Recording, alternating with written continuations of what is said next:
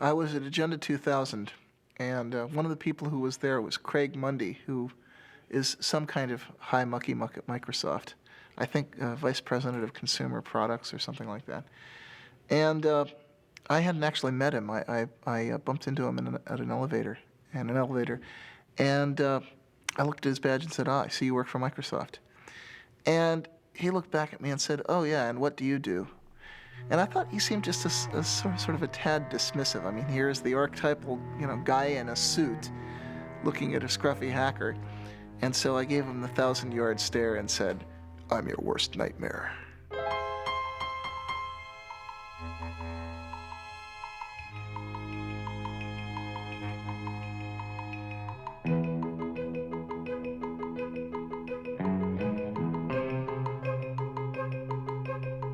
For most of its short but colorful history, the computer industry has been dominated by the Windows operating system. But that could soon change, as Windows faces a strong challenge from Linux. Silicon Valley has long been the place to develop new technology, start new companies, and get really rich. Now the Valley is the front line in a revolution fighting for that most politically incorrect of ideas, individual freedom. Day and night, a loose confederation of hackers and programmers zaps bits and pieces of computer code around the world as it builds the tools to set computer users free. Using open information and the free exchange of technology to achieve its goals, this revolution began in the 1980s with the free software movement and the GNU project, and now is most commonly associated with Linux and the open source movement. We do have one sector that is taking off today. It is the Linux-related sector. And I thought this might be a good opportunity to say, what is Linux? And I'll answer this question for you. Many of you probably already know, but there are 12 million users out there. A computer operating system developed by hundreds of programmers collaborating on the internet, a challenge to Microsoft Windows NT, very popular for its speed, and so this is what the craze is about. To kind of explain what Linux is, you have to explain what an operating system is.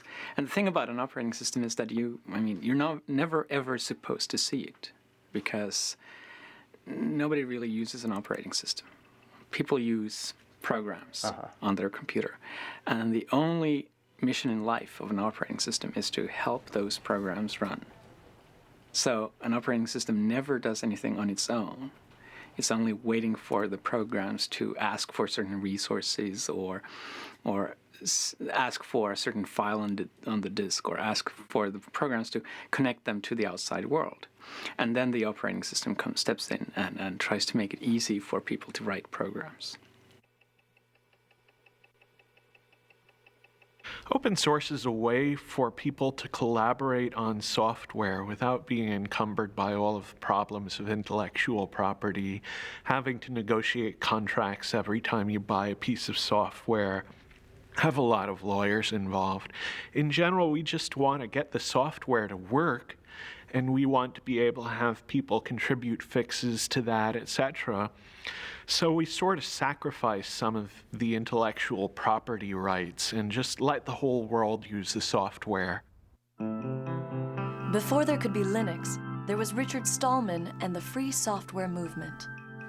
I mean, think of Richard Stallman as the great philosopher, right? And think of me as the engineer. Richard Stallman is the founding father of the free software movement. Through his efforts to build the GNU operating system, he created the legal, philosophical, and technological foundation for the free software movement. Without these contributions, it's unlikely that Linux and open source would have evolved into their current forms today. I joined the MIT Artificial Intelligence Lab in 1971. I joined a thriving community of hackers, people who loved programming, loved exploring what they could do with computers, and they had developed a complete operating system, entirely written there. And I became one of the team that continued to improve the operating system, adding new capabilities. That was my job, and I loved it. We all loved it. That's why we were doing it. And we called our system the incompatible time-sharing system, which is an example of the playful spirit which defines a hacker. Hackers are people who enjoy playful cleverness. Well, it first started going wrong as the outside world started pressuring us to have passwords. We didn't have any passwords on our computer. And the reason was that the hackers who'd originally designed the system realized that passwords were a way that the administrators could control all the users. And they didn't want to build tools, locks and keys for the administrators to control them. So they just didn't do it. They left that out. And we had the philosophy that whoever's sitting at the computer should be able to do whatever he wants, and somebody else who was there yesterday shouldn't be controlling what you do today. When they put passwords onto one of the machines at MIT, I and a bunch of other hackers didn't like it. I decided to try a subversive sort of hack. I figured out how to decode the passwords, so by looking at the database of encoded passwords, I could figure out what each person would actually type to log in. And so I sent messages to people saying, hello, I see that you've chosen the password mumble, or whatever it was. How about if you do as I do, just type enter for your password. It's much shorter, much easier to type. And of course, with this message, I was implicitly telling them that the security was really just a joke anyway. But in addition, I was letting them in on this hack. And eventually, a fifth of all the users on that computer joined me in using just enter as their passwords. Where did the ideas that led to what is now called open source, how did that begin? Who began that? Well, it actually began with the start of computers, because at that time, software was just passed around between people. And I think it was only like in the late 70s, early 80s, that people started really closing up their software and saying, no, you can never get a look at the source code. You can't change this software, even if it's necessary for you to fix it for your own application. And you can actually blame some of that on Microsoft. They were one of the real pioneers of the proprietary software model. In the mid-1970s, a group of hackers and computer hobbyists in Silicon Valley formed the Homebrew Computer Club. In the club's January 31st, 1976 newsletter, Bill Gates of the recently formed Microsoft wrote an open letter to the community where he made a point-by-point argument for the relatively new concept of proprietary software. Up to that point, the practice of computer users had been to freely pass around software with not much thought given to its ownership. Known as an open letter to hobbyists, Bill Gates writes, "To me, the most critical thing in the hobby market right now is the lack of good software courses, books, and software itself. Without good software and an owner who understands programming, a hobby computer is wasted. Will quality software be written for the hobby market?" Gates goes on to write, "The feedback we have gotten from the hundreds of people who say they are using BASIC has all been positive. Two surprising things are apparent, however. One, most of these users never bought BASIC, and two, the amount of royalties we have received from sales to hobbyists makes the time spent on Altair BASIC worth less than $2 an hour. Why is this? As the majority of hobbyists must be aware, most of you steal your software. Hardware must be paid for, but software is something to share. Who cares if the people who worked on it get paid? Is this fair? One thing you don't do by stealing software is get back at MITS for some problem you may have had. MITS doesn't make money selling software. One thing you do is prevent good software from being written. Who can afford to do professional work for nothing? What hobbyist can put 3-man years into programming, finding all bugs, documenting his product, and distribute it for free? The fact is, no one besides us has invested a lot of money in hobby software. What about the guys who resell Altair BASIC? Aren't they making money on hobby software? Yes, but those who have been reported to us may lose in the end. They are the ones who give hobbyists a bad name and should be kicked out of any club meeting they show up at. I would appreciate letters from anyone who wants to pay up or has a suggestion or comment. Signed, Bill Gates, General Partner, Microsoft." In the late 70s and early 1980s, Richard Stallman was doing artificial intelligence research and coding at the MIT Artificial Intelligence Lab. Richard had a number of negative experiences during that period which soured him on the whole idea of commercial software. Such as? Some code that he wanted to work on and wanted to fix was locked up, and he couldn't get the company that owned the code to let him fix it, even though it would have been to their advantage to do so. And that put me into a moral dilemma, you see, because to get one of the modern computers of the day, which was the early 80s, You would have to get a proprietary operating system. The developers of those systems didn't share with other people. Instead, they tried to control the users, dominate the users, restrict them, saying, if to get this system, you have to sign a promise you won't share with anybody else. And to me, that was essentially a promise to be a bad person, to betray the rest of the world, cut myself off from society, from the cooperating community. And I had already experienced what happened when other people did that to us, when they refused to share with us because they had signed these contracts. And it hurt the whole lab, kept us from doing useful things before. So I just wasn't going to do that. I felt, this is wrong. I am not going to live this way. And from experiences like this, he developed a profound hostility to the idea of intellectual property in software. He eventually acted this out by founding the Free Software Foundation. So I looked for another alternative, and I realized I was an operating system developer. If I were to develop another operating system, and then as the author, encourage everyone to share it, say, everyone, you can come and get it, use this, form a new community, not only could I give myself a way to keep using computers without betraying other people, but I'd give it to everybody else too. Everybody would have a way out of that moral dilemma. And so I realized this was what I had to do with my life. I actually began the project in January of 1984. That's when I resigned from my job at MIT to start developing the GNU operating system. Now, I should explain that the name GNU is a hack, because it's a recursive acronym. It stands for GNU's not Unix. You see, so the G in GNU stands for GNU. And what the name means is I was developing a system that was like the Unix operating system, but was not the Unix operating system. This was a different system. We would have to write it completely from scratch because Unix was proprietary. We were forbidden to share Unix. We couldn't use Unix. It was useless for a community. So we had to write a replacement for it. Throughout the 1980s, as Richard Stallman was building the GNU project, computer scientists from the University of California at Berkeley were developing their own free operating system. Known as Berkeley Unix, or BSD, it was based upon the Unix kernel which had been licensed from AT&T. However, due to legal problems with AT&T and fragmentation of the source code, hackers and other non-institutional users were slow to adopt it. Well, Unix consisted of a large number of separate programs that communicated with each other. So we just had to replace these programs one by one. So what I started doing was writing a replacement for one program, and then another, and then another, and then people started joining me because I published an announcement inviting other people to join me to help write these programs.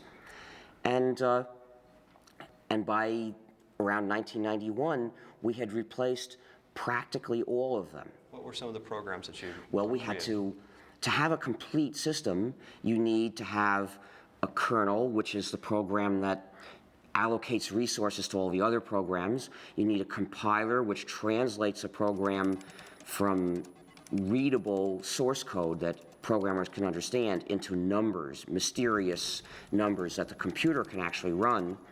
You need other programs that go with the compiler to help do this job. You need a debugger, you need a text editor, you need text formatter, you need mailers, you need lots and lots of things. There are hundreds of programs in a Unix-like operating system. I saw Stallman's announcement. Actually, I met him in February of 1987. He came to give a 5-day tutorial on Emacs at our company. And during the day, he would explain new ways to think about Emacs and ways to extend and enhance it and to use the Emacs source code for better or worse. But in the evening, he was busily working on this compiler, and he had not yet released it to the public, so he was being a little bit careful about who got to see the source code, but I was very eager, and when he first announced it in June, I downloaded it immediately. I played with it, I got some pointers from him, and when I sent the source code back to him, he was very actually amazed at how quickly I was able to ramp up on his technology. Whenever we worked on something at Stanford or in the university, we would get, mostly at the time we were working off of machines from Digital Equipment or Sun, mostly Sun. Whenever we would get a Sun machine, the first thing we would do is we would spend literally days downloading GNU free software from the internet, building it and installing it on that Sun machine. The crucial thing about GNU is that it's free software. Now, free software refers not to price, but to freedom. So think of free speech, not free beer. The freedoms that I'm talking about are the freedoms to make changes if you want to, or hire somebody else to make changes for you if you're using the software for your business, to redistribute copies, to share with other people, and to make improvements and publish them so that other people can get the benefit of them too. Now, those are the freedoms that distinguish free software from non-free software. These are the freedoms that enable people to form a community. If you don't have all these freedoms, you're being divided and dominated by somebody. My first experience contributing to free software came in late 1989, early 1990. I was working as a graduate student at Stanford University on computer-aided design tools. One of the pieces I needed was a tool called a parser generator. Well, the Free Software Foundation under Richard Stallman had created a great tool called Bison. I needed a tool that worked with C++. Bison worked with C. I modified Bison to create something called Bison++. And it was a tremendous feeling of empowerment to be able to take a piece of software that was available and create what you needed in a very short piece of time by modifying it. I put it back on the internet, and I was amazed at the number of people that picked it up and started using it. In fact, I remember going to job interviews. I at various times considered just going out and getting a job, and I'd gone to a job interview, and I was talking with one of the people, and I started asking them about what tools they used, and they said, gee, we use Bison++, and I said, oh, I'm the author of Bison++. Free software generally does have a copyright, it does have an owner, and it has a license. It is not public domain. If we put the software in the public domain, somebody else would be able to make a little bit of changes and turn that into a proprietary software package, which means that the users would be running our software, but they wouldn't have freedom to cooperate and share. To prevent that, we use a technique called copyleft. The idea of copyleft is that it's copyright flipped over. And what we do is we say, this software is copyrighted, and we, the authors, give you permission to redistribute copies. So we give you permission to change it. We give you permission to add to it. But when you redistribute it, it has to be under these terms, no more and no less, so that whoever gets it from you also gets the freedom to cooperate with other people if he wants to. And then in this way, everywhere the software goes, the freedom goes too, and it becomes an inalienable right to cooperate with other people and form a community. And so what is that, the license? What is that? Well, copyleft being a general idea, in order to use it, you have to have a specific example. And the specific example we use for most GNU software packages is the GNU General Public License, a particular document in legalese which accomplishes this job. A lot of other people use that same license. For example, Linus Torvalds uses that license for Linux as well.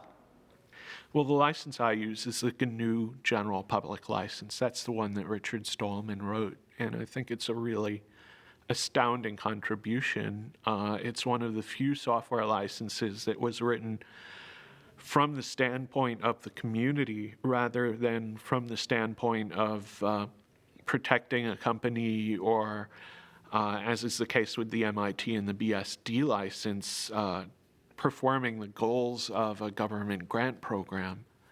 And the GPL is really unique in that it's not just a license, it's a whole philosophy that I think motivated the open source definition. I don't hide that a lot of what I do came from Stallman. A crucial step in the growth of GNU, Linux, and the free software movement was the creation of businesses based upon the software and philosophy. Ground zero for the beginning of the business phase was the Electronics Research Lab at Stanford University. Known as ERL, the lab was the place where the first GNU and Linux businesses found their inspiration. So right here is where ERL was. That would have been the entrance over there next to the Electrical Engineering McCullough building. So you walk in, you come in, you walk down the hallway down here, My office would have been about here, and then right across the hall from that was Michael Tieman's office. Michael Tieman took and started a company, Cygnus Software, but the idea was to sell consulting and services around the GNU free software. And, well, Michael's done very well with Cygnus. Well, I spent a lot of time working out how we were going to make money, and in the original GNU manifesto, which is the last chapter of the GNU Emacs manual, Stallman proposed a number of different possible ways to make money. From the beginning of the free software movement, I've had the idea that there's room in it for business to be done. One of the advantages of free software is that there's a free market for any kind of service or support. So if you are using software in your business and you want good support, you have a choice of people to go to for it. You have a choice of businesses that are in the business of providing you with support. So they're going to have to, in general, give you good support, or you'll go to somebody else. With proprietary software, support is a monopoly. There's one company, typically, that has the source code, and only they can give you support. So typically, you're at the mercy of a monopoly. That's the case, for example, with Microsoft. So no wonder the support is so bad. The benefits of free software were tremendous, but the cost of supporting it internally made managers very, very nervous. And so the fundamental idea I had was, if we could build a model that could deliver 2 to 4 times the support and hand-holding capability that an internal engineer could provide, and we could do it at 1/2 to 1/4 of the cost, that would meet the test of whether or not people would actually buy. And by about the fall of that year, we had all of the things worked out about who we needed on the technical team, what the terms of the sale would be, what the key price points were, and we actually received our incorporation in November of 1989. One of the most difficult things in starting our company was actually finding a name for it. I explained this to one of my friends. We were having difficulty, and he returned an email message that basically just had a bunch of words with the name GNU in it. And Cygnus was the one that looked least obnoxious and least obscene. I can say very clearly that Cygnus was the first business that specialized in free software. Cygnus supported free software, filled a very essential niche because we had this great software. You could get it for nothing, but you couldn't get support, and they made their money by charging for support. The GNU project started by building a toolkit of basic development tools such as a C compiler, a debugger, a text editor, and other necessary apparatus. And their intention was eventually to develop a kernel to sit underneath those and be the center of the operating system. By about 1990, they had successfully developed that toolkit, and it was in wide use on a great many variants of Unix, but there was still no free kernel. The kernel happened to be one of the last things we started to do, and we had started it not long before. And that's when Linus Torvalds came along. Linus or Linus? What's your preferred pronunciation? When I speak Swedish, it's Linus. When I speak Finnish, it's Linus. When I speak English, it's Linus. And I really don't care how people pronounce my name. But Linux is always Linux. He developed a kernel and got it working faster than we got ours working, and got it to work very nicely and solidly. His kernel is called Linux. The initial goal was my very personal goal, to be able to run a similar environment on my computer that I had grown used to at the university computers. And I could not find anything that suited me for that, right? So having been doing computers for all my life, basically, at that point I just decided that I'll do my own. Most of the inspiration early on came from Sun OS, which was what I was using at the university at the time. Which university? University of Helsinki in Finland. From 1991 to about 1993 was really, I guess, the infancy period of Linux. That was when it was still only alpha or beta quality. It was relatively unstable, although even then it was a good deal more stable than a lot of what are now called production operating systems. Linus used the traditional tried and true method of writing one program that does the job, and he got it to work quickly, in fact, faster than I would have thought was possible. The term for it is monolithic, which means that basically the OS itself is one entity, indivisible, while in a microkernel, the operating system kernel is actually just a collection of servers that do different things, and then they have a common protocol for doing communication between themselves. So why is it that if the GNU project had so much lead time, so to speak, doing this, why is it that he was able to kind of come in at the tail end, so to speak? Well, we actually started the GNU herd not long before he started Linux. And as it happened, though, we chose a design that's a very advanced design in terms of the power it gives you, but also turns out to be very hard to debug. We decided to divide up the kernel, which traditionally had been one program, to divide it up into a lot of smaller programs that would send messages to each other asynchronously to communicate. And the problem is that style of programming has a great deal of potential for bugs, which are often very hard to figure out because they depend on does this program send this message before or after this one sends that message. And the result was, it took us years to get the thing to work. What is Linux's relationship to the GNU project? Well, there's relationships to GNU on kind of multiple levels. One is just the philosophical level of thinking that making your source open is a good idea. When Linus developed the kernel, he wasn't doing it for the GNU project. He did it independently. And he released it independently, and we didn't know about it. But some of the people who did know about it decided to look for what else they could find to put together with that kernel to make a whole system. And they looked around, and lo and behold, everything they needed was already available. What good fortune, they thought, but actually there was no chance about it. They had found all the pieces of the GNU system, which was missing just the kernel. So when they put all that together, really they were fitting Linux into the gap in the GNU system, but they didn't know that.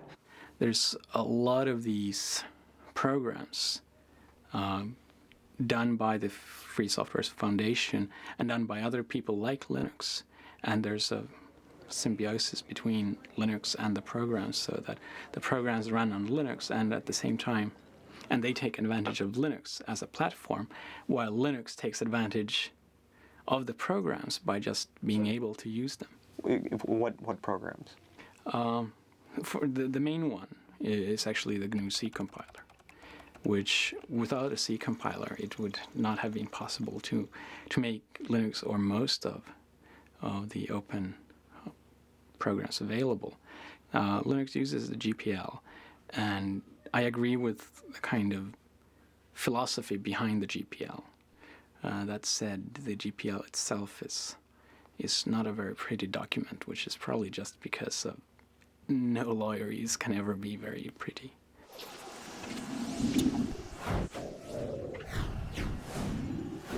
Well, I'd been playing around with Linux for actually late 92, early 93 for about a year before I decided it was to the point where it actually had everything that I needed to really replace the Sun workstation.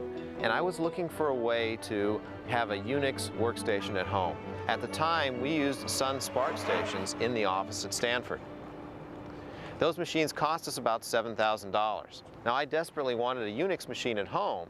There's always this thought you get as a graduate student, gee, if I could work at home, then I would be so much more productive. I would graduate sooner because I would finish my thesis sooner. Well, is it true? Well, you can judge, you know. Most people end up spending a lot of their time becoming more productive so that if they ever actually worked on their thesis, they'd finish it in a day. It takes a while sometimes. So I decided I wanted a Unix machine at home. And I went out there and was able to use Linux together with a PC. For about $2,000, I put together a system that was 1.5 to 2 times faster than that $7,000 Sun SPARC station. That was absolutely amazing. I had 1.5 to 2 times the speed at 1/3 to 1/4 the price. Light bulbs went off. I knew there was an opportunity here. This was a chance to really do something better than what Sun has done around open source. and Linux?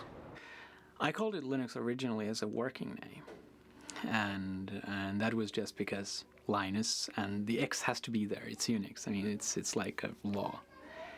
And what happened was that I initially thought that I can't call it Linux publicly because it's just too egotistical. And that was before I had a big ego, right? They thought they were taking a whole bunch of components and putting them around Linux. So they ended up calling the whole thing a Linux system, and somehow that term caught on. And the result is there are now 10 million people using this variant of the GNU system, the GNU/Linux operating system, and most of them don't know it. Some people advocate that it be described as GNU/Linux. I mean, what's your thought on that? Is that justified, or? Well, I think it's justified, but it's justified if you actually make a GNU distribution of Linux. The same way that I think that Red Hat Linux is fine, or SUSE Linux, or Debian Linux. Because if you actually make your own distribution of Linux, you get to name the thing. But calling Linux in general GNU Linux, I think, is just ridiculous. I got involved in fall '93 because I was sent a copy of the first CD-ROM commercial Linux distribution, which was called Yggdrasil. It was produced by Adam Richter. And I got a copy because I had been myself writing free software for a long time, since the early '80s. I was actually one of the early GNU contributors myself. And I was absolutely astonished. I was completely astonished because I'd been a software engineer for nearly 15 years at that point, and according to all the rules I knew about controlling complexity, keeping your project groups small, having closely managed objectives, Linux should have been a disaster, and it wasn't. Instead, it was something wonderful, and I was determined to figure out how they were getting away with that. In order for Linux to grow beyond the world of the computer programmer, it needed a use, an application that made it a must-have technology. That threshold was crossed with the development of a program that made complex websites possible. That program is the Apache web server. The killer app of Linux was undoubtedly the Apache web server. If you look at the history of Linux, the adoption curve of Linux and the adoption curve of the internet exactly track each other. 1993, which was when the Apache web server project really got started, was also the beginnings of the popular ISP explosion, when the internet first became a mass market commodity and the idea of web-based electronic commerce and mass communication became real. I think it was one of the first applications that caused people to go, wow, if I install Linux, I get some tangible benefit from doing so, right? I mean, clearly there were a lot of interesting applications on Linux at the time, this being maybe 2 or 3 years ago when this thing really started to take off.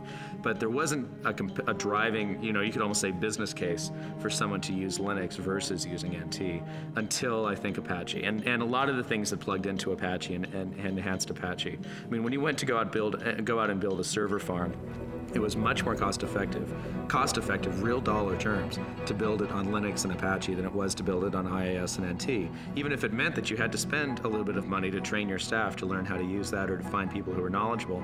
But the good news was that that knowledge wasn't very expensive because there are all these college students out there who had been using Linux for a long time and were very familiar with it.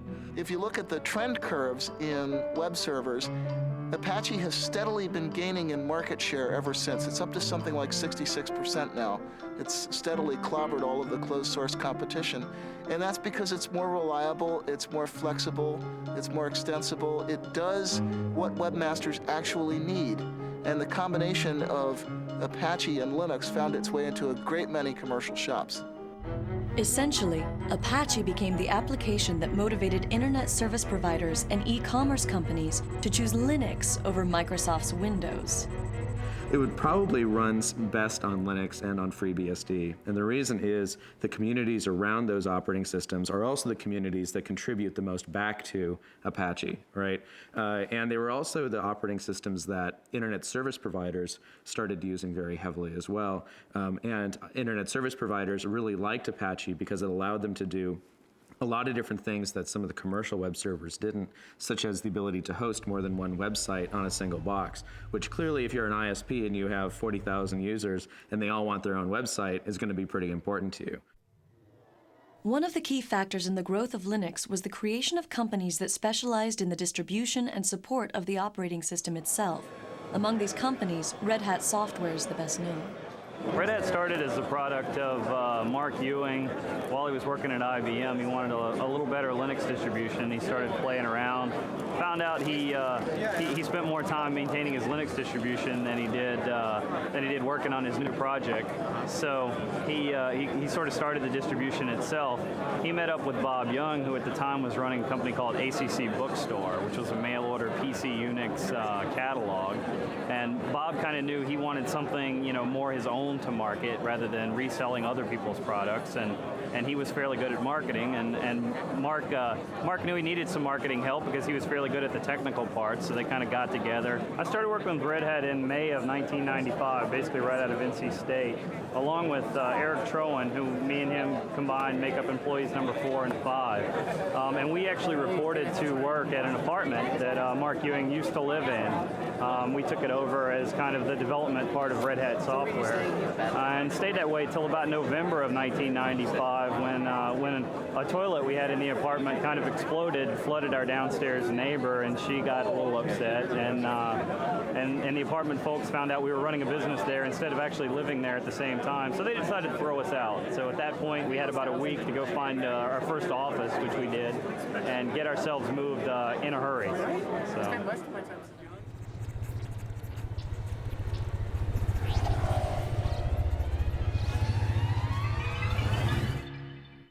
We started going in, again, 95 or so to the venture capital firms, saying, there's something happening here. There's a great business opportunity to build the next Sun for open source. Well, the venture capitalists looked at this and said, gee, you're selling systems, the software's free, this is kind of scary. We're not sure that we want to put money in. And by the way, we funded other systems companies, and it hasn't really panned out. We're scared. I came to the U.S. about 3 years ago, and the reason really was that I'd been spending like 6 or 7 years at Helsinki University and decided that it was time to see the real world and not just university life.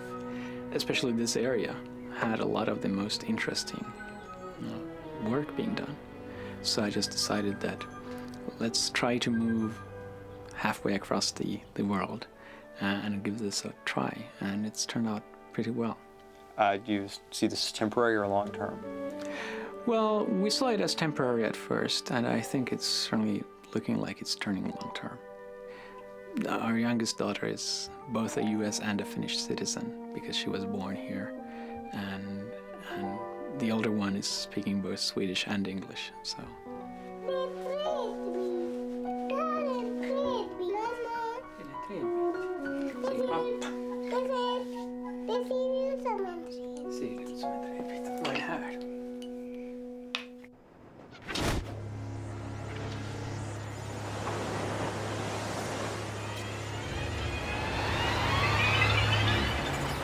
The next major event was one that I had a direct hand in. I wrote a paper called The Cathedral and the Bazaar, which was my observations, my anthropological analysis of what it was that made the open source world work. We didn't call it that then. We're still using the term free software primarily. So it was my observation of what made the free software world work and why we were able to produce extremely high quality software in spite of constantly violating all of the standard rules of software engineering. In that paper, I was setting up a contrast between two different styles of development, two opposed styles of development. One, which is the conventional closed development style, which I called the cathedral style. In that one, you have tight specification of objectives, small project groups which are run in a fairly hierarchical, authoritarian manner, and you have long release intervals. On the other hand, what I identified as happening in the Linux world was a much more peer-to-peer, decentralized market or bazaar-like style in which you have very short release intervals and constant solicitation of feedback from people who are formally outside the project, a very intense peer review process. And the startling thing was that the more I looked at this, the more it seemed that trading away all the supposed advantages of conventional closed development for that one single advantage of massive independent peer review actually seemed to win, actually seemed to get you good results. The reason Netscape is important is that they were the first large company to participate in open source. We had Cygnus providing support, but we didn't really have much business.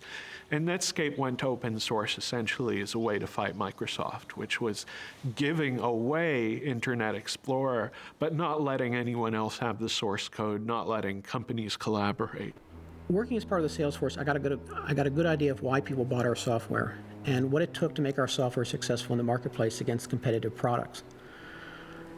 However, the problem we were seeing is that as time went on, our software was being competed against by other people's software, particularly Microsoft's. And as time went on, the price of our software had to drop because other people were giving their software away at no charge or at little charge. No, the real problem was that they feared that Microsoft would achieve a monopoly lock on the browser market, and they would then use that monopoly lock to pervert, actually, the HTTP and HTML standards that the web depends on. And once they had turned those standards into lock-in devices, they could then use that control to drive Netscape out of the server market, which is where it was making its real money.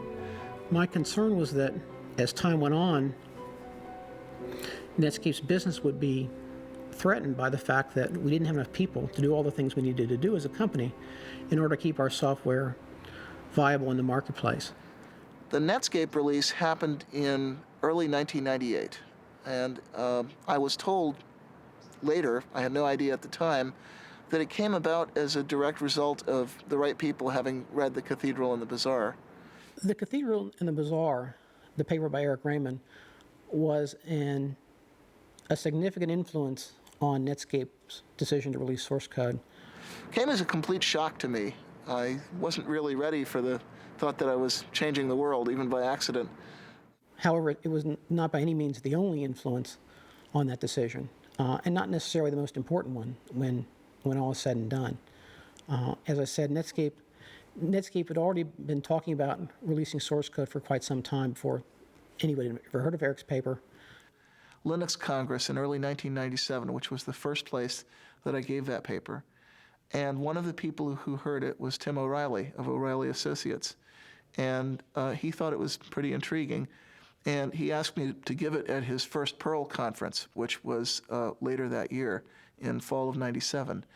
And apparently what happened, I was told later, although I had no idea this was happening at the time, is that some people from Netscape actually heard the paper at the Perl conference and took those ideas back to Netscape, and they kind of lit a fire there.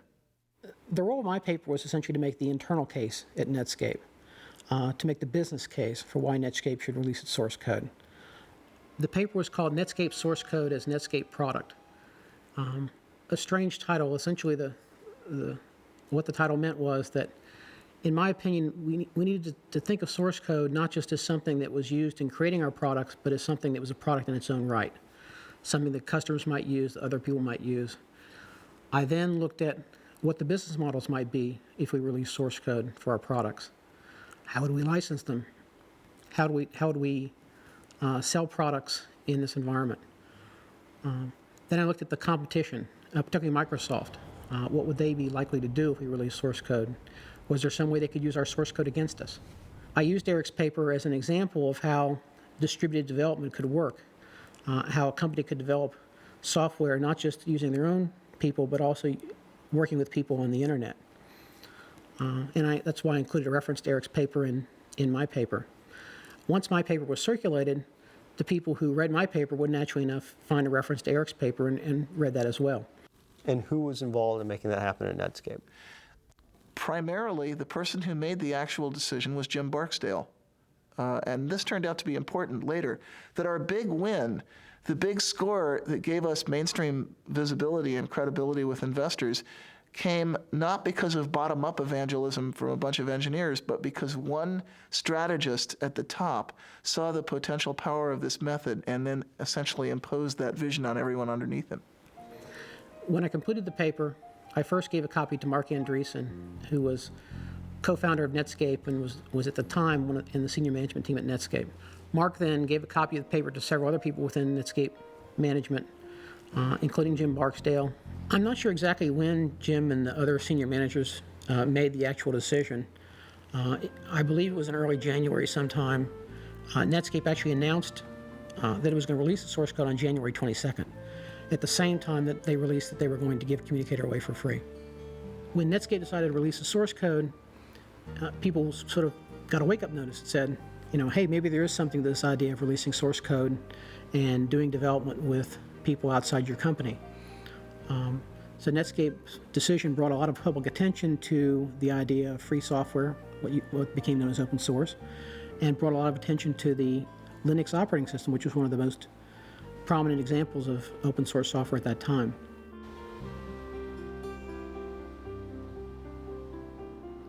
This is our first office, Mountain View, California. We moved here in early 1995. This is 4,000 square feet. It was an incredible leap of faith for us to move out and take the company to our own office. Now, what's really important about this place is that this is the office where the term open source was invented. If you walk into an executive's office and you say, free software, okay, if you're lucky, the response you'll get is something like,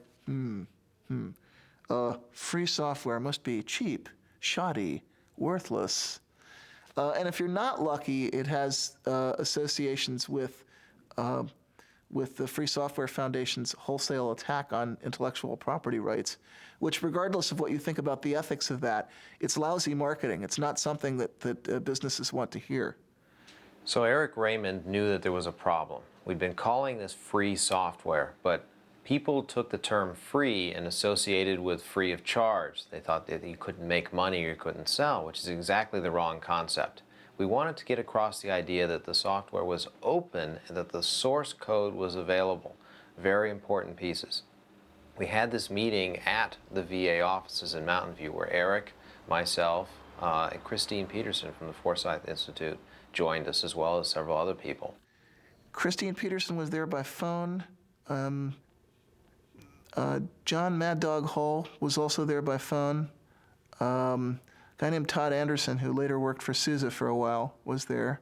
Sam Achman, who now runs Penguin Computing, was there. He was an employee of VA at the time. Well, we came up with the concept of open source. We called Linus, in fact, and asked Linus if he liked it. He was interested. He liked it. Eventually, we came up with something that replaced free software. So that was the beginning of open source. How did you choose the words open source? Do you remember? I think Christine Peterson was the person who really came up with the idea. We wanted, again, the idea that the source code was out there and it was open. There weren't many choices. Well, since the first three recipients have spoken for the open source movement, I think I should speak about the free software movement. The open source movement focuses on practical advantages that you can get by having a community of users who can cooperate on interchanging and improving software. I agree completely with the points they make about that. The reason why my views are different, why I am in the free software movement rather than the open source movement, is that I believe there's something more important at stake, that freedom to cooperate with other people, freedom to have a community is important for our quality of life. It's important for having a good society that we can live in, and that is, in my view, even more important than having powerful and reliable software. But I think some of the people in the free software camp are a little scared by the commercialization. And, of course, a rebel is put off by success. I think that commercialization is very important. We want to mainstream this software. And I work with Richard Stallman, who's the gray-haired man of free software, on a regular basis. And I don't feel I have any philosophical differences. Me as author of the open source definition, and he is originator of free software as an organized thing, except for one thing. Richard wants all software to be free, and I think that free software and non-free software should coexist. That's the only difference we have. we decided early on that what we needed a definition. We needed a kind of meta license to define the term open source. And what we came up with is a document called the open source definition. It's derived from the Debian free software guidelines that were originally written by Bruce Perens. I'd written the original draft of that, discussed it for a month with the Debian developers. Debian is a Linux distribution, and made it their project policy. And Eric and I decided to relabel what we'd written for Debian as the open source definition, and to say open source is software that gives you a list of 9 rights, which is in the open source definition. The first right is free redistribution. This doesn't mean free as in no price, it means liberty. You have to be free to redistribute your software to someone else, and actually no price is a side effect. You can charge for that redistribution or not. It has to come with source code so that someone can maintain a program. If they go from a PC to a Mac, for example, they can change the software. Derived works have to be possible. If someone has to improve your program, they should be able to distribute the result. There's a provision about integrity of the author's source code, which says that the author can sort of maintain their honor, and if you make a change, you might have to change the name of the program or mark out your change very clearly so that your change doesn't reflect on the author. There's no discrimination against people or groups. The example I usually use is you can't stop an abortion clinic or an anti-abortion activist from using the software. There's no discrimination against fields of endeavor, and that means the software has to be usable in a business as well as in a school. The license has to be distributable. In other words, I have to be able to give that license to someone, and that license then should work if that someone gives it to yet a third person. The license can't be specific to a product. In other words, if I distribute my software on a Red Hat system, the license can't say, you can't distribute this on a SUSE or a Debian system. The license can't contaminate other software. So if I distribute this on a CD with another program, it can't say that other program must be free, otherwise you can't distribute my software. And then the only other part of the open source definition is a list of licenses that were accepted. And the ones that we started with were the GPL, which was actually the example for a lot of what's in the open source definition, the BSD license, because software for BSD system pre-existed Linux.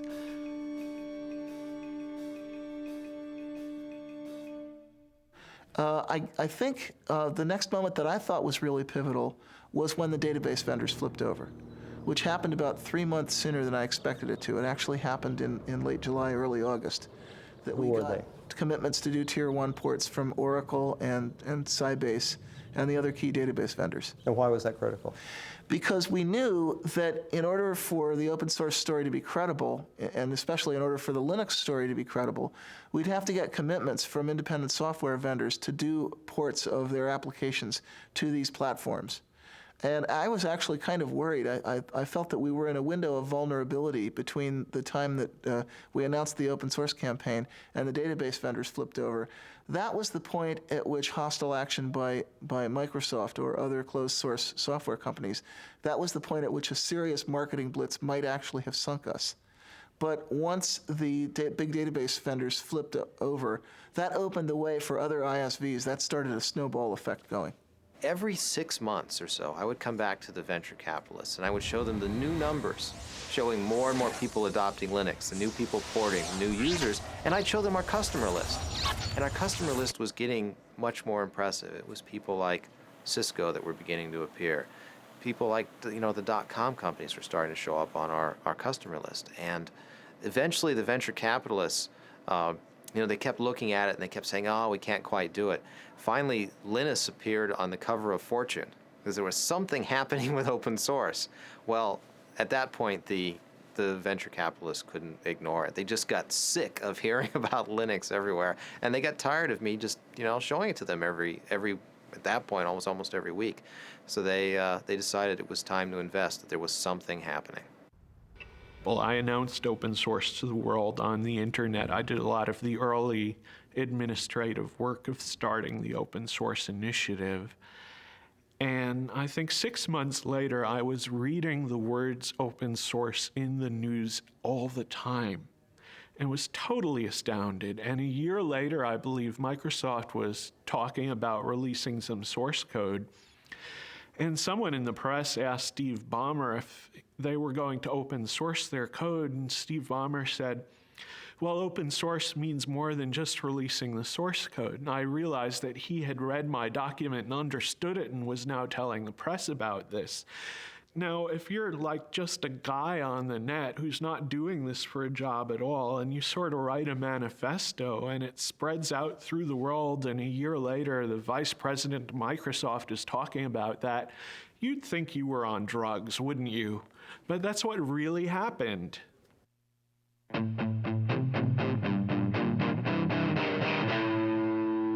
The local user groups tend to be more an issue of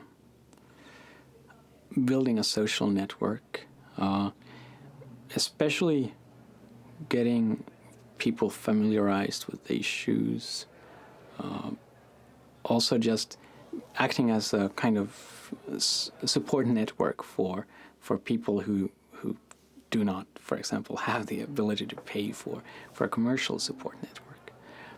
So one thing they're doing in this area, for example, is they're making these, I think it's once a month, they're having install fests, which means that people who have problems getting Linux installed on their machine or have some issue, I mean, maybe they've actually installed Linux but want to set up the network in a specific way, can actually bring in their machines to this users group meeting. And there's a lot of people there willing to help who've maybe seen that problem before.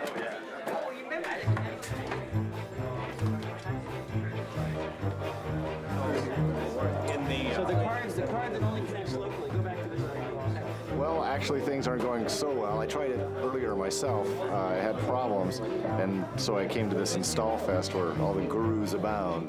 Hopefully, I'll have better luck getting it in. Instead of sending emails or writing to news groups on the internet and waiting several days for the answer sometimes, it's easy to come here and find other people who might know about your problem and may be able to help you. And hopefully within a few hours you have your machine installed. Originally I wanted to install on my larger laptop, and so I just did a search on the net and found where there were resources to get help. And I'm here today because I'm trying to put Linux on this little guy right here, which is a Toshiba Libretto. And it's not the easiest thing in the world to do because it's a weird piece of hardware. So, are there any chairs around here? Incredible.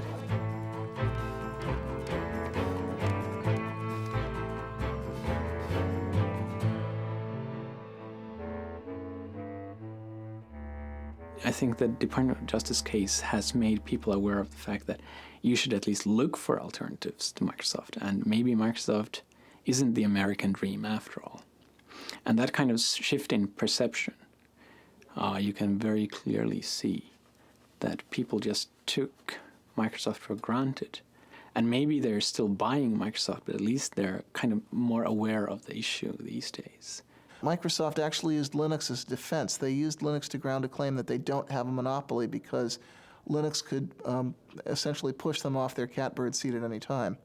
It was a very ingenious argument, totally specious, because it didn't do anything to answer the charge that they had previously engaged in bullying and various anti-competitive practices. But it was clever of them. In an event, the judge didn't buy it.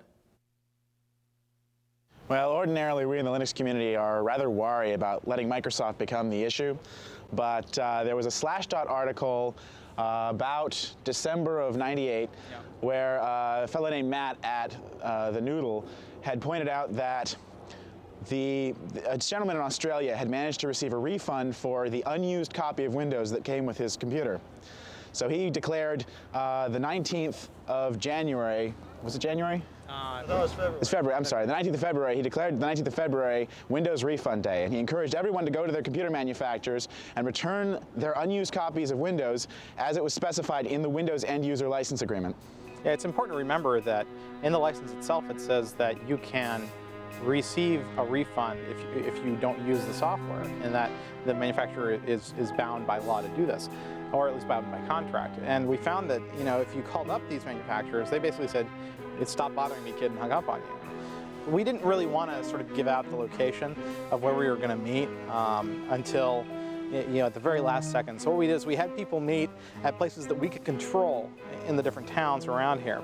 So I was the San Jose marshal, and I believe, Nick, you were the San Francisco? Rick Moen and I did San Francisco. Right. Yeah. And so we had maps there, and we handed them off to everybody who was coming. Well, we actually met at a Denny's that's just outside the Foster City limits, Foster City city limits, which meant also that it was just outside the Foster City police jurisdiction, which meant that any incidents that happened at the meeting point happened in the jurisdiction of San Mateo, and if they told us to get lost, we'd say, fine, we're going to Foster City, bye. It's sort of the Dukes of Hazzard method of avoiding the cops, so. Well, actually, we marched on the other side of this building. We marched around and up onto the parking structure that's up there.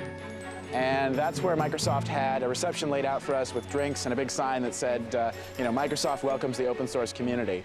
And the local news cameras got shots of Eric Raymond and the Microsoft representative. The Microsoft story seemed to mostly be that this was not an issue for Microsoft, but rather from the OEMs. So we all needed to go back to our computer manufacturers and try yet again to try and get a refund from them. We responded to them saying, you know, we've tried that, it's not possible. We need Microsoft to take action at this point. And they just repeated the tagline over and over again. You need to go to the OEMs, the manufacturers, and get your refunds there. We had about 150 people, probably about half of which had signs and such, so. Well, we ended up actually right in this courtyard here. Basically, we originally gathered outside. Various people sent groups in. People from the FreeBSD camp sent a couple folks in. We had Eric Raymond and Chris actually tried to go up eventually. And, they had blocked the elevators off to us. Where were their offices? Their offices are right up here on the 9th floor. We got some really nice press out of it. And we think as a result, Toshiba made it possible for you to buy laptops without the operating system on it. So it's a small victory, but well, and even now, companies such as IBM and a lot of other computer manufacturers are allowing you now to buy machines that don't have Windows on them.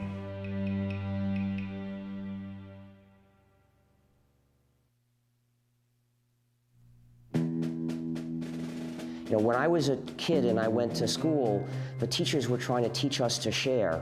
They said if you bring some candy, you can't eat it all yourself, you've got to share it with the other kids. But now the administration says teachers should be teaching kids to say yes to licensing. If you bring some software to school, oh no, don't share it. Sharing means you're a pirate. Sharing means you'll be put in jail. That's not the way society should work. We need the goodwill, the willingness to help other people, at least when it's not too hard, because that's the basis of society. That's the fundamental resource that gives us a society instead of a dog-eat-dog jungle. So what about people that say that if you have rampant piracy, it will eliminate the profit motive, and then in the creative works, software will not be? Well, they're wrong on both counts. For one thing, people are making a profit from developing free software, but for another, the freedom to have a community is more important. People that casually look at open source free software and think, well, because you're supposed to share and do it for people's goodwill, doesn't that seem somewhat communist? What's your response? Absolute nonsense. It makes me really angry when people do that. Well, back in 1989, actually, communism would have been a compliment. The word that people were using at that time was crazy. I wanted them to use capitalism. Communism is an ideology that forces people to share. If you don't share, you get thrown in jail or killed. In 1990, we got a visit from a director of an institute in Moscow University. And actually, I saw him in Helsinki just 2 weeks ago. But in any event, he came by, and Richard Stallman had suggested that he visit Cygnus because he was interested in understanding how the free software model might apply to stimulating entrepreneurial innovation in Russia, of all places. And we had been kind of secretive about our business plan because we weren't really sure that it was going to work, and we didn't want to look too stupid if it failed. But I was very, very open with him, and the more I told him, the more he started shaking his head like this. And I finally said, what's wrong? And he said, this sounds too much like communism to be successful in Russia. You go to a gulag and end up in a mass grave with a bullet in the back of your head. Open source is not communism because it doesn't force people. Karl Marx did not invent helping your neighbor. It's not communist to have a commons. A commons existed long before communism as a philosophy of government. There are many commons in our lives. For example, we drive on the highway, something that is maintained for our common good. Actually, labeling our business model means that it misses the point a little bit. Whether it's communist or whether it's capitalist, the label doesn't matter. The real question is, how much value can you deliver? How scalable is the business? What kind of problems, what kind of rate of innovation can you sustain? And then however you want to label that is really up to you.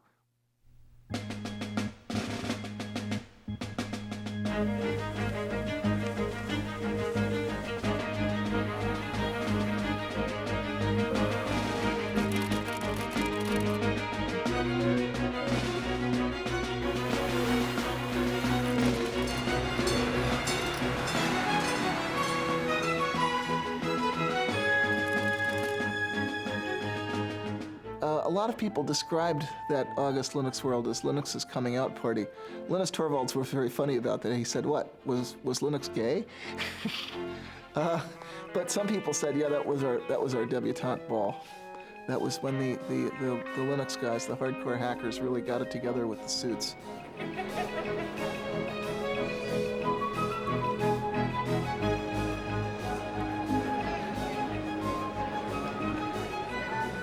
At 3 p.m. on August 10th, 1999, Linus Torvalds delivered the keynote address at Linux World. The crowd of 6,000 people began lining up at 12 noon.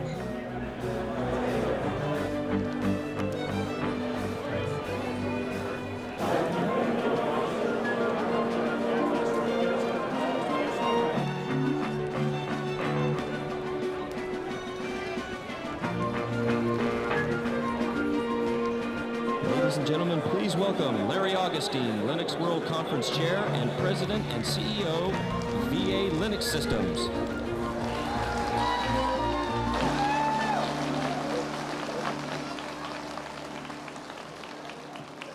These guys have to clap. I pay them. Thank you all for being here. It looks like it's been a great show so far.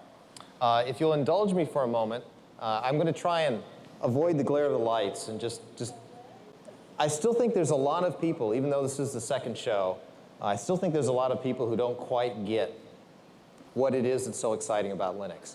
There's this great show going on next door, there's huge exhibits and everything, but it's the people out here that are the real contributors, not those companies. The person on next, I know you all know, so I don't have to give anything in the way of introduction. Ladies and gentlemen, I give you Linus Torvalds. Linus.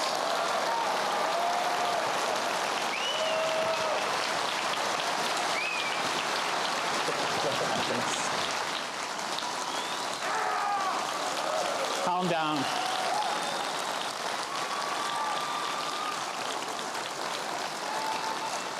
Calm down. Say, ooh. Yes. I don't want to just give one of my normal talks because I find them boring. Probably by now, most of you find them boring too because you've heard them like 10 times. But after the technical update, we'll actually try whether we can do a questions and answers session with 5,000 people or how many of you there are there. And it may not actually work out because one of the 5,000 people is really loud. The one thing I will do, which I always do in all my talks, is the gratitude thing. I want to kind of acknowledge the fact that I've obviously not been alone in doing Linux.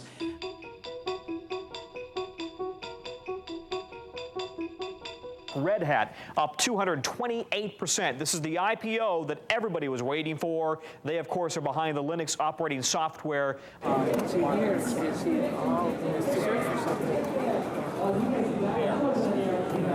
RHAT. I know what it is. All I've gotten today are comments about what the stock price is. All morning, you know, it was at 41, it was at 42, it was at 47, it was at 53, it was at 51. Every machine, as far as I can tell, on the show floor is pointed to their E-Trade accounts and their broker accounts. They know the Red Hat price. I can't believe it. I'm the checking. just heard 53. Oh boy, hang on. I didn't buy any. You didn't buy? No, I didn't buy. I should have bought, but no. That's great if it's that. You guys don't know? Well, you know, Red Hat being successful just means that it legitimizes Linux, so it's much easier for us to go out.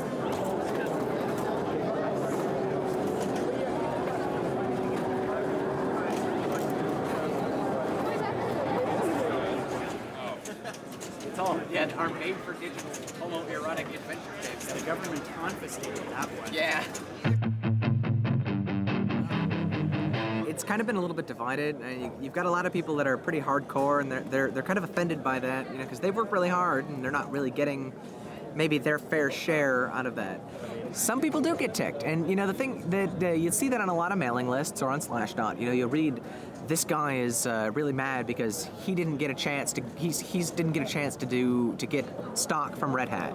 He didn't get a chance to get a job from this other company. You know, but the kind of the shocking secret there is that most of the really hardcore guys, you know, they don't care so much. The guys that are kind of really down in the trenches, they're writing this code because they need this code. If we could invite Richard Stallman, who's the founder of the Free Software Association, and Tim Ney, who's the managing director. There we go. Here it is. Now, Richard, I saw you playing your recorder in Paris at that Linux conference, but I didn't have an audio track. So would you get them to add audio to their video downstream next time? I don't have any control over that. Unfortunately, those things can only be done with non-free software. Okay. All right. We'll give you the award. And before you say a word, we'll have Tim and yourself hold up a little representation of the contribution towards the Free Software Association. So, very ironic things have happened, but nothing to match this. Giving the Linus Torvalds Award to the Free Software Foundation is sort of like giving the Han Solo Award to the Rebel Fleet. You see, some of you may not realize how far that analogy goes. But actually, let me tell you how we got here. See, what happened is, 15 years ago, if you wanted to use a computer, the only way you could do it was with proprietary software that divides and subjugates the users. And most people a lot of people didn't like it, but they saw no alternative. But some of us were determined to make an alternative, and we said we're going to develop a free operating system, a free software operating system that will give users the chance to have freedom while they use their computers. Now, a lot of people said, well, it's a nice idea, but it's so hard, we'll never get it done, so I don't want to participate. I don't believe you can ever get it done. But luckily, not everybody said that. And clearly, we knew we would eventually get the kernel done. But as it happens, somebody else did a better kernel before we did. Now, in the old days, we had an overall strategy for calling people's attention to the importance of freedom, to the freedom that they can have or not have when they use a computer. Well, what can we do about it? As far as I can tell, the only workable way of trying to change this and make that strategy work again is to spread the word that the operating system you're using is actually the GNU system, somewhat modified, of course. And when people know this, they'll take a look at the reasons we developed this system, they'll think about these issues, and some of them will decide they agree. So I ask people, please tell people this is the GNU system. It's the combination of GNU and Linux, so we can call it GNU/Linux.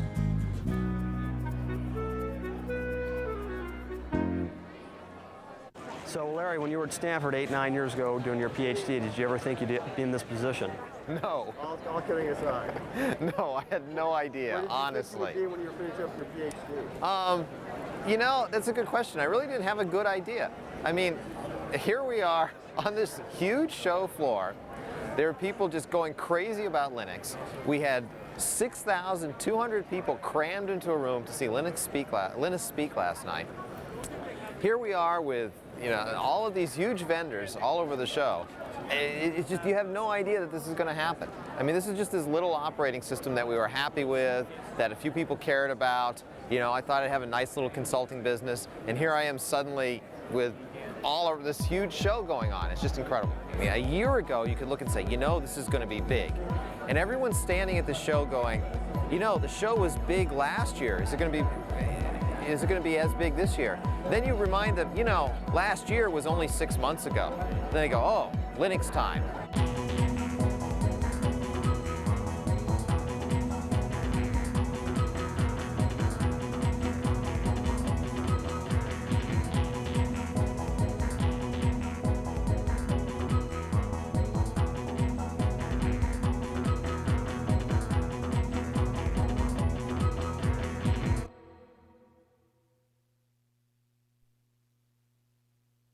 So leading up to the IPO, we had arrived actually in San Diego on Tuesday night. We spent Wednesday morning meeting investors in San Diego. We flew up to San Francisco. Spent Wednesday afternoon meeting investment firms in San Francisco. Then on the Thursday morning of the IPO was when our stock would be traded publicly. So it was nice that we had ended the tour in San Francisco, because we could go to the Credit Suisse trading desk the next morning to watch the public offering. And in San Francisco, being close enough to the company and to our families, we could invite people up to actually join us in the first trade. So I invited my wife, and we invited Linus and Tova and a number of other friends and people who worked in the company to join us. Whenever we invite Linus and Tova, they have 2 young children, and I have a daughter, Andrea, and we always bring the kids along. So we went into the Credit Suisse trading floor with all these traders, and there are these 3-year-old kids running around and chasing each other around the around the trading floor. So Linus and I walked in, and we walked up into the trading floor, and everyone was very excited, and we kept asking them, well, how's it going? Are things going okay? And they said, oh, it's we're really excited. We think things are going well. We don't want to say, you know, we don't want to jinx anything. We walked in, it was a big screen TV showing CNBC. And it was amazing to us, but the theme for the day was Linux. Now, we have an IPO that's going to go today, and when I mean go, it is going to go. The estimates I'm hearing are staggering, but watch VA Linux Systems. It goes at 1240 today. The symbol is LNUX, a provider of large-scale computer service and workstations specially designed for the Linux operating system. The original range on this IPO was $11 to $13, then $21 to $23, then $28 to $30, priced at $30. And the estimates I'm hearing, I don't want to repeat because I don't have a confirmation, but if they're true, they will blow your mind when this stock takes off at 1240. I turned to Linus and I said, gee, did you ever think, you know, you'd walk in here someday and Linux would be the theme on CNBC? And you know, Linus in his joking way said, oh, absolutely. So we walk in and they show us the buy and sell orders coming in, and it's incredible. We're seeing numbers like $320, $340 a share. And I'm just in complete shock. You know, this is over 10 times where we priced the offering. It was incredible. And I remember Linus just kind of sort of patting me on the back and saying, just, you know, relax. And it was pretty exciting to see that. I mean, it was just amazing. We were stunned. We were lucky that we were able to get back to the offices. We'd been in San Francisco, so we could come back to VA's offices to see everyone in the office for the IPO. We got back, we had, everyone was obviously very excited. The IPO had done just tremendously well. We had a little party that we put together. It was interesting, while we were celebrating, though, there were plenty of people that were still trying to work. I recall cries of, be quiet, we're on the phone, we're working, as we went into the offices. One of the things I did was I gave the roadshow presentation for the employees back at the office so they could have an idea of what we'd been telling investors and understand exactly what we'd put together for them. But again, the story of the day is VA Linux now up 766% to $235 to $265. Sue, the best performing IPO ever. Here it goes. Sycamore Networks was priced at $38, surged to $270. This has just beat it. And by the way, so how do you feel about potentially billions of dollars of wealth being created from your creation, but you're not necessarily directly cashing out? So if I hadn't made Linux available, I mean, I wouldn't have gotten any money that way either. So I mean, it's a win-win situation. Just the fact that there are a lot of commercial companies means that there are a lot of Linux people who used to work on Linux kind of on the side. And now they get paid for doing what they wanted to do. And that helps me in the sense that I wanted them to work on Linux anyway.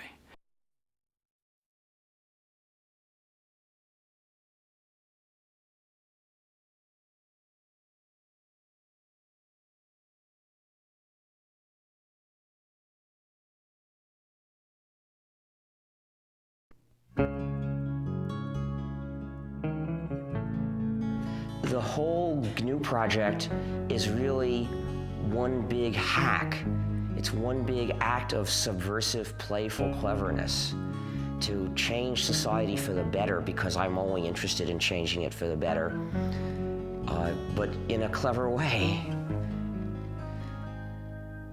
Hi, we're the GNU Stallmans, and this is the free software song. Join us now and share the software. You'll be free, hackers, you'll be free.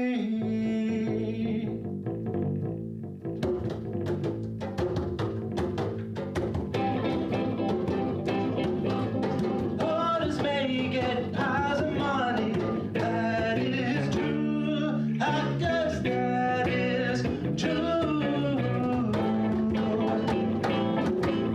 But they cannot help the neighbor, that ain't good. Hackers, that ain't good.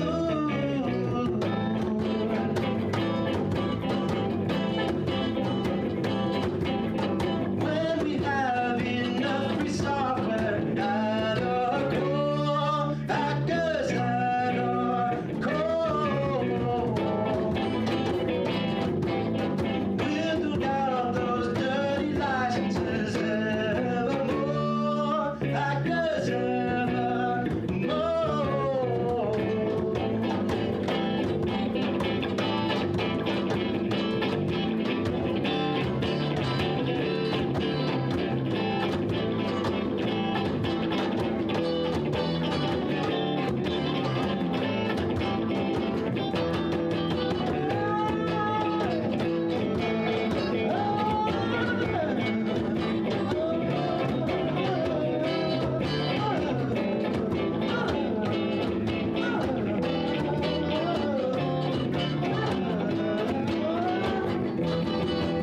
Join us now and share the software. You'll be free, hackers, you'll be free.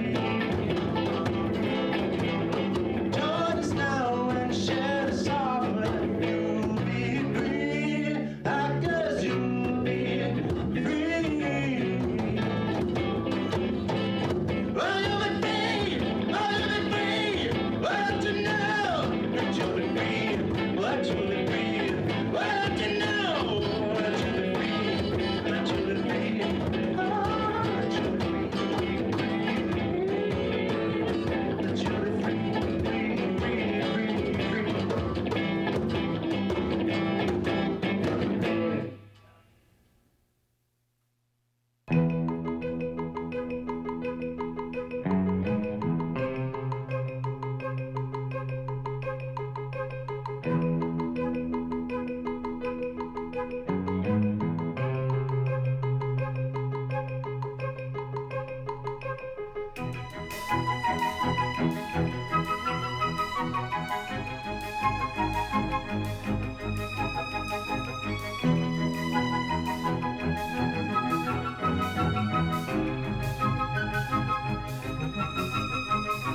free.